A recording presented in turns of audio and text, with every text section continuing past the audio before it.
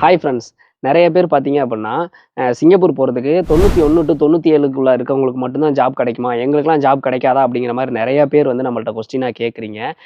உங்களுக்கான பதில் தான் இந்த வீடியோல பார்க்க போறோம். அதுக்கு முன்னாடி இந்த வீடியோக்கு ஒரு லைக்க போட்டு மறக்காம நம்ம சேனல சப்ஸ்கிரைப் பண்ணி வச்சுக்கோங்க. 1991 டூ 97க்குள்ளார பார்த்தீங்க அப்படின்னா, பாஸுக்கு அப்ளை பண்ணுவாங்க. எதனால அப்படி அப்ளை பண்றாங்கன்னு கேட்டீங்கன்னா, அப்பதான் வந்து டாக்ஸ் வந்து கம்மியா இருக்கும். அப்ரூவல் ரேஷியோவும் அதிகமா இருக்கு சிங்கப்பூர்ல அப்படிங்கிறதுனால தான் வந்து 91 டூ 97 செலக்ட் பண்றாங்க. மத்தபடி நீங்க பாஸுக்கோ, என்டிஎஸ் பெர்மிட்டுக்கோ, பிசிஎம் பெர்மிட்டுக்கோ, சிப்யாட் பெர்மிட்டுக்கோ, ஒர்க் பெர்மிட்டுக்கோ நீங்க அப்ளை பண்றப்ப கண்டிப்பா வந்து உங்களுக்கு டேட் ஆஃப் பர்த் ஒரு ப்ராப்ளமே கிடையாது.